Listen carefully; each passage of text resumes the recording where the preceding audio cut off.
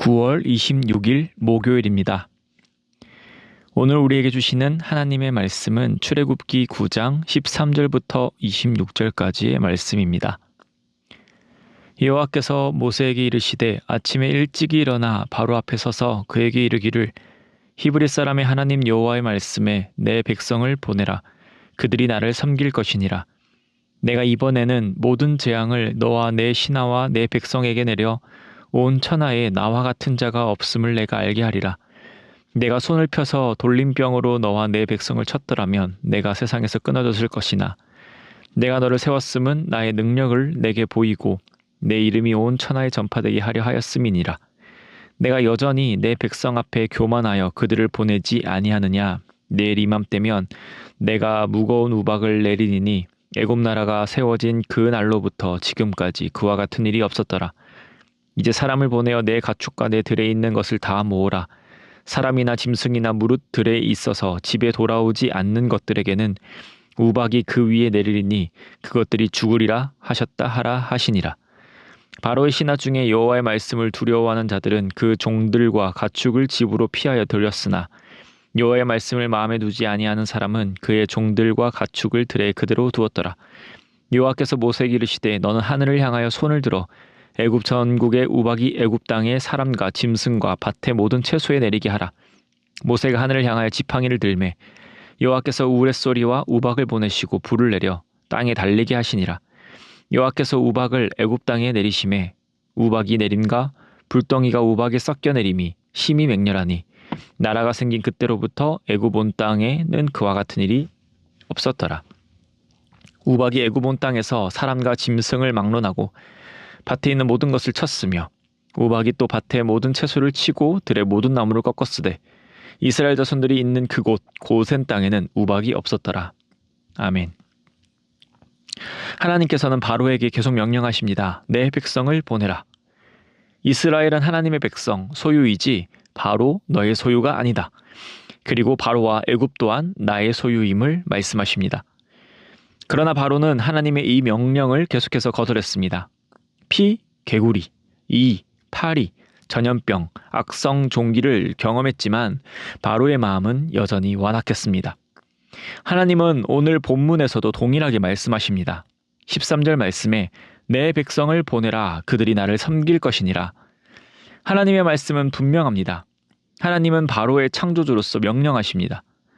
바로의 완악함에 의해 하나님은 바로와 협상하지 않으십니다.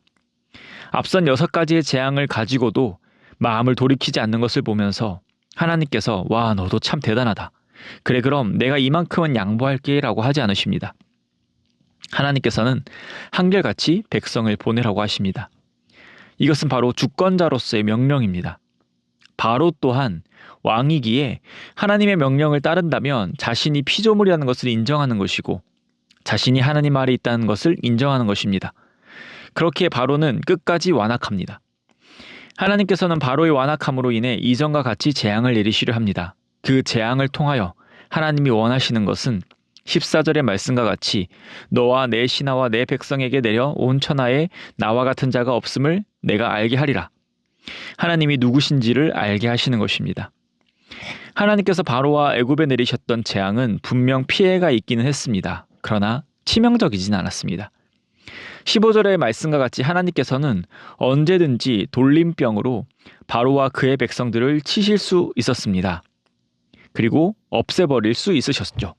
그러나 하나님은 그렇게 하지 않으셨습니다. 하나님께서 하실 수 없으신 것이 아니고 일부러 하시지 않았습니다. 그 이유는 16절과 같습니다. 내가 너를 세웠음은 나의 능력을 내게 보이고 내 이름이 온 천하에 전파되게 하려 하였음이니라.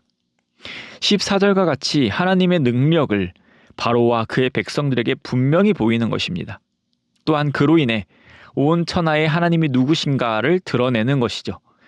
강대한 애굽을 심판하신 하나님, 애굽의 수많은 신들을 이기신 하나님으로 전파되게 될 것입니다. 그것을 위해 하나님은 7번째 재앙 우박을 내리시기로 결정하셨습니다. 우박 재앙은 이전과 다른 점이 있습니다. 이전의 재앙은 생명을 앗아가진 않았습니다. 그러나 이 우박 재앙은 19절과 같이 사람이나 짐승이나 무릇 들에 있어서 집에 돌아오지 않는 것들에게는 우박이 그 위에 내리리니 그것들이 죽으리라 하셨다 하라 하시니라. 사람과 짐승의 목숨을 빼앗는 재앙입니다. 이전에는 괴롭고 불편한 정도의 재앙일지 모르겠습니다. 그러나 이제부터 주시는 하나님의 재앙은 생명과 관련됩니다. 모든 생명이 바로 하나님께 달렸음을 하나님은 보여주십니다. 이런 하나님의 엄중한 선포 앞에 애굽 사람들의 반응은 두 가지로 나뉩니다. 하나는 20절과 같습니다. 바로의 신하 중에 여호와의 말씀을 두려워하는 자들은 그 종들과 가축을 집으로 피하여 들였으나 하나님의 말씀을 두려워하였습니다. 그래서 하나님의 명령을 따랐습니다. 그들은 왕이 바로이고 그들의 신은 애굽의 신들입니다. 그러나 하나님의 명령을 따랐다라는 것은 하나님의 존재를 인정하는 것이며 하나님의 전능하심을 또한 인정하는 것입니다. 비록 지금 자신의 목숨을 잃지도 않았고 자신의 가축도 죽지 않았지만 하나님께서 능히 자신의 목숨과 가축의 목숨을 가져갈 수 있다라는 믿음에서 비롯된 행동이죠. 그러나 다른 한 부류는 어떻습니까? 21절의 말씀입니다. 여호와의 말씀을 마음에 두지 아니하는 사람은 그의 종들과 가축을 들에 그대로 두었더라. 하나님을 인정하지 않았습니다. 바로와 같이 완악했습니다. 하나님의 주권을 인정하지 않았고 자신이 주인임을 포기하지 않았습니다. 애굽에서 우박은 몹시 희귀한 것입니다. 정말 간혹 우박이 내렸다곤 하는데 지금 출애굽의 말씀이 전개되는 그 계절이 봄인 것을 감안하면 간혹 우박이 내리는 그 조건도 갖추어지지 않았습니다. 그래서 이 우박이 내린다라는 것은 상식적으로 불가능한 일입니다. 그리고 아직까지 치명적인 피해가 없었다라는 것이 그들이 하나님을 인정하지 않는 이유가 된 건지도 모르겠습니다. 혹여나 그들의 마음에 조금은 두려움이 있었을 수 있습니다. 그런데 그 조금의 두려움보다 중요한 것은 바로 일을 하는 것입니다. 한창 작물이 자라나는 이 중요한 시기이기에 하루를 그냥 보낼 수 없습니다. 그 시간에 정성을 들이고 시간을 들여야 생계를 유지할 수 있고 부를 축적할 수 있습니다. 그렇게 불확실하고 조금 두려운 사실보다 밭에 나가서 일하는 것이 더 중요하다고 생각한지도 모르겠습니다. 다양한 이유에서 어찌되었든 하나님의 말씀을 따르지 않는 자들의 결과는 무엇인가요? 22절에서 하나님은 모세에게 하늘을 향하여 손을 들라 하셨고 23절에 모세가 하늘을 향하여 지팡이를 드니 하나님이 우박을 내리십니다. 그 결과 25절과 같이 우박이 애굽 온 땅에서 사람과 짐승을 막론하고 밭에 있는 모든 것을 쳤으며 우박이 또 밭의 모든 채소를 치고 들의 모든 나무를 꺾었으되 하나님의 말씀이 이루어졌습니다. 하나님의 말씀에 두려워한 이들은 목숨을 건졌습니다. 또 하나님의 백성 이스라엘이 머무는 땅 고센 땅에는 우박이 내리지 않았습니다. 그런 하나님의 명령을 따르지 않는 모든 이들은 죽음을 맞이했습니다. 성도님, 우리는 하나님께서 애굽에 내리시는 이 재앙을 통해 하나님이 어떤 분이신지를 알게 됩니다. 우리가 알고 믿고 있는 사실, 하나님은 바로 왕 중의 왕이시며 모든 것의 창조주 되시는 분이십니다. 우리가 알고 믿고 있는 사실이 말씀을 통해 더욱더 선명한 진리가 되길 바랍니다. 때로는 상식과 맞지 않는 그 하나님의 말씀 때문에 믿음이 흔들릴 때가 있지 않습니까? 세상의 진리와 맞지 않는 그 하나님의 진리 때문에 믿음이 의심될 때가 있지 않습니까? 그 어느 때라도 말씀을 통해 자신을 분명히 알리신 그 하나님에 대한 믿음을 날마다 확인하시며 복된 삶을 살아가시기를 소망합니다. 또 우박이 떨어지는 그 순간까지 하나님의 말씀을 따르지 않는 자, 그들의 모습이 혹시 우리의 삶에 있진 않은지 점검하길 원합니다. 그들에겐 여러 이유가 있었을 것입니다. 생계가 중요해서, 내 삶의 주도권을 놓치고 싶지 않아서, 종교적인 이유 때문에 등등 여러 이유로 하나님의 말씀을 따르지 않았습니다. 그러나 어떤 이유에서건 하나님은 그 정하신 그때에 우박을 내리셨고 그 우박을 통해 하나님 말씀이 이루어지게 되었습니다. 우리 또한 하나님의 말씀이 임할 것을 기대하며 살아가고 있습니다. 예수 그리스도께서 다시 오실 것을 분명히 믿으며 사실로 받아들이고 살고 있습니다. 그러나 주님 다시 오실 것을 믿는 자라고 하기 힘든 그런 삶의 행동이 우리의 모습 속에 있진 않습니까? 세상의 것을 사랑하고 세상의 것을 갈망하는 모습 말이죠. 마치 이 세상의 삶만이 전부이며 가장 중요한 것처럼 살아가는 그런 우리의 모습 말입니다. 세상에서 살아가면서 그런 우리의 모습이 조금씩 드러날 때마다 경계하며 주님의 말씀으로 회복하는 은혜가 있기를 소망합니다. 우박이 분명 내릴 것이고 예수님 분명 다시 오실 것이기에 오직 하나님의 말씀을 굳건히 믿음으로 오늘 하루도 하나님의 자녀로서의 삶을 살아내시는 귀하고 복된 하루가 되시기를 소망합니다. 기도드리겠습니다. 하나님 아버지 감사드립니다. 오늘도 우리에게 생명 허락하여 주시고 새벽에 기도의 자리로 인도해 주시니 감사드립니다. 성경에 기록된 놀라운 하나님의 그 권능을 보며 우리가 알고 믿고 있는 그 하나님이 유일하신 전능하신 하나님임을 믿는 굳건한 믿음을 허락하여 주시옵소서.